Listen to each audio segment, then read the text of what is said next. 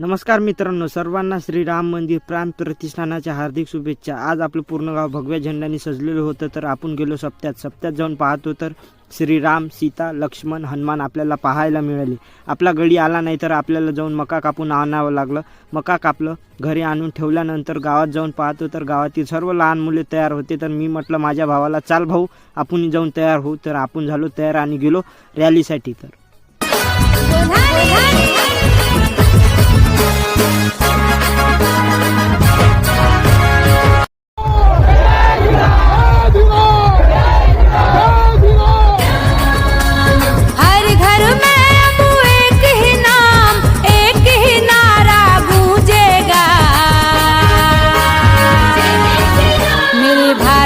बच्चा बच्चा जय जय श्री राम बोलेगा, मेरे भारत का बच्चा।